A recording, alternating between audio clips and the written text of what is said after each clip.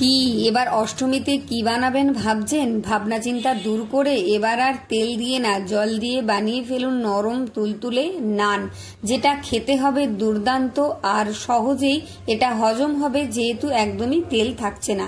তেল ছাড়া শুধুমাত্র জল দিয়েই ভেজে নিন এবারের অষ্টমীর নান রুটিটা। তাহলে চলুন শুরু করি আজকের রেসিপি। নমস্কার বন্ধুরা, কেমন আছেন সবাই? ভালো তো? পাপিয়ার ঘরোয়া চ্যানেলটিতে সকলকে জানাই স্বাগত।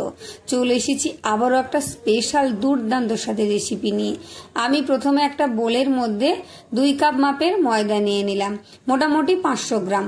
দিয়ে দিলাম হাফ টেবিল চামচ নুন, নুনটা আপনারা পরিমাণ মতো দেবেন।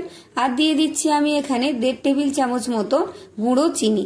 চিনিটা আপনারা গুঁড়ো না করেও দিতে পারেন, তবে গুঁড়ো চিনিটা দিলে খুব তাড়াতাড়ি মিশে যাবে আর সুন্দর একটা ডো তৈরি হয়ে যাবে। ভালো করে নুন চিনিটা আমি ময়দার মধ্যে মিশিয়ে নিলাম। মেশানো হয়ে গেলে মাঝখানটা এভাবে একটুখানি আমি ফাঁকা করে দেব। মাঝখানটা ফাঁকা করে দেওয়ার পর এর মধ্যে আমি দিয়ে দেব দই। সেই জন্য এখানে কিছুটা দই ভালো করে আগে থেকে একটু ফেটিয়ে নিয়েছি। দিয়ে দিচ্ছি এখানে 4 টেবিল চামচ মাপের ফেটানো টক দই।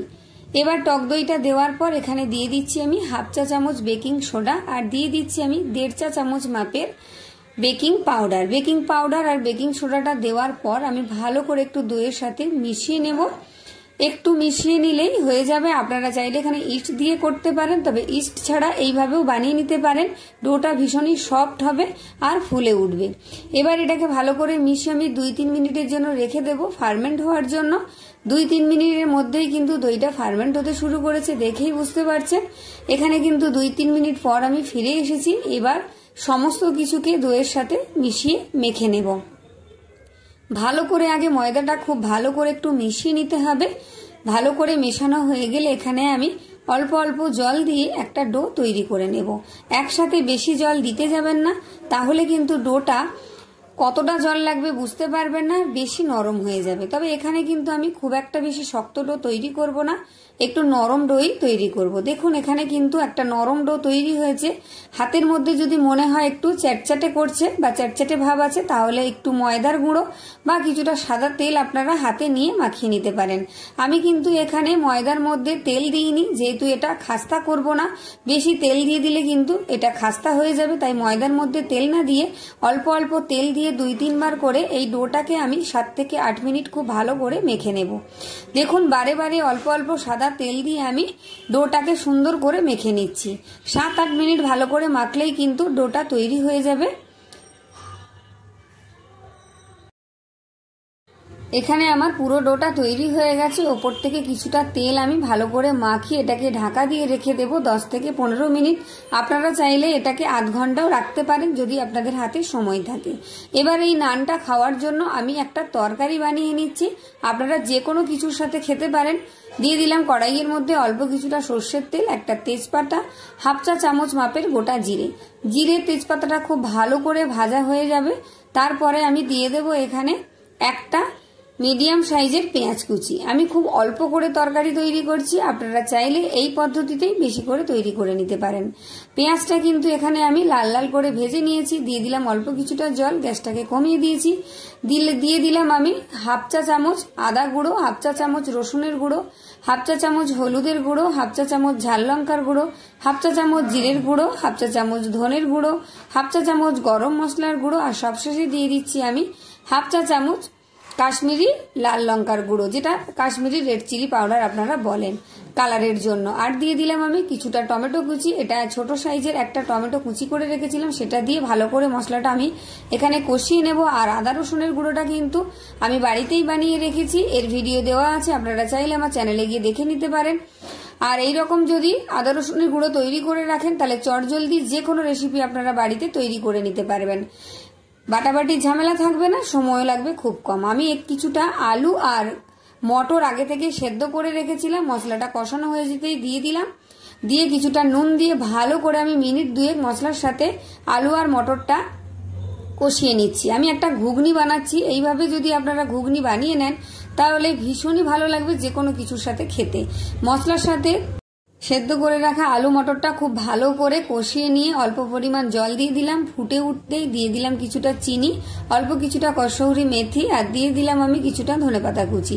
এবার একটু নাড়াচাড়া করে গ্যাসটা বন্ধ করে আমি এটাকে নামিয়ে নেব। তৈরি হয়ে গেছে আমার খুব সুন্দর একটা ঘুগনি রেসিপি। এইভাবে কিন্তু আপনারা ঘুগনি তৈরি করে খেতে পারেন, ভীষণ ভালো লাগবে।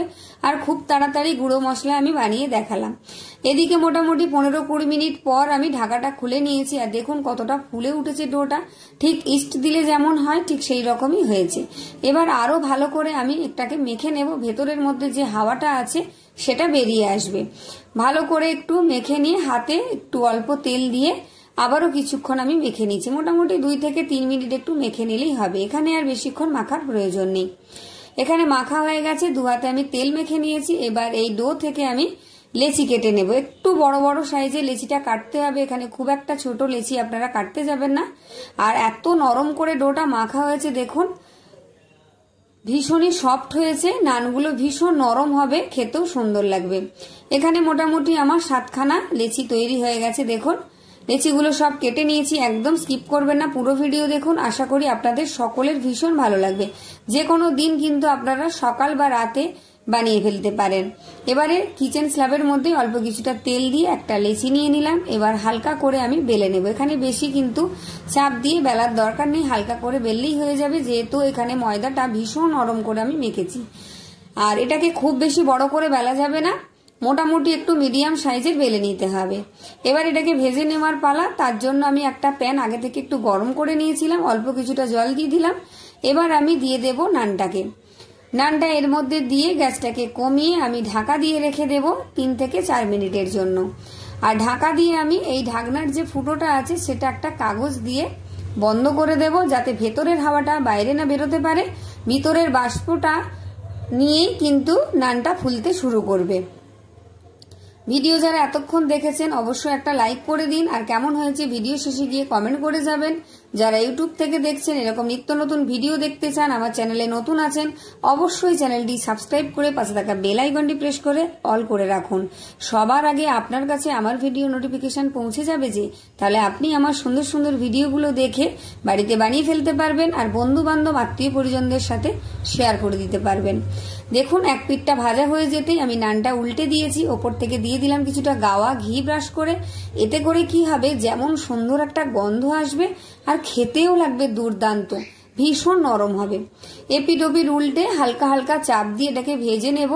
হালকা করে ওপর থেকেও আমি গাওয়া ঘি ছড়িয়ে দিলাম, তবে খুব বেশি চাপ দিয়ে খুব বেশি কড়া করে ভাজবেন না, তাহলে কিন্তু নানটা শক্ত খাস্তা হয়ে যাবে, খেতে ভালো লাগবে না। হালকা চাপ দিয়ে অল্প একটু উল্টে পাল্টে ভেজে নিলেই হবে। একটা নান আমার ভাজা হয়ে গেছে, আবার পরেরটাও আমি দিয়ে দেখিয়ে দিচ্ছি। প্রত্যেকটা নান সুন্দরভাবে ফুলে উঠবে। ঢাকাটা দিয়ে দিলেই কিন্তু ভেতর থেকে ফুলতে শুরু করবে।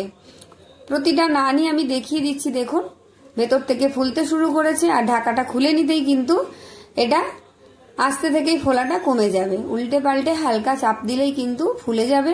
ওপর থেকে এদিকে আমি আবারও এই নানটার উপরে একটু ঘি ব্রাশ করে দিলাম, আর হাইপ অপশনটা প্রেস করে কিন্তু একটা হাইপ করে দেবেন।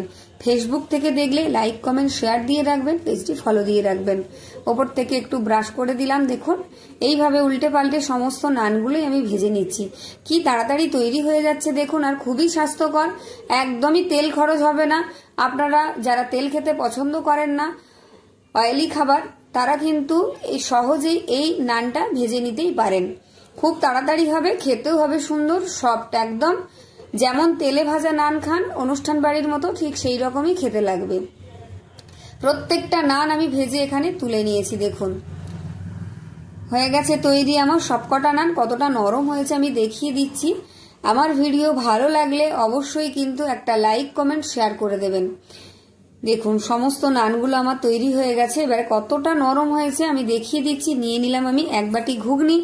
আমি আজকে ঘুগনি দিয়ে নানটা পরিবেশন করব। আপনারা চাইলে পনির, আলু কষা বা চিকেন, মটন যে কোনো কিছুর সাথে পরিবেশন করতে পারেন। আর এতটাই নরম হয়েছে যে বাচ্চা বড় বুড়ো সবার ভালো লাগবে।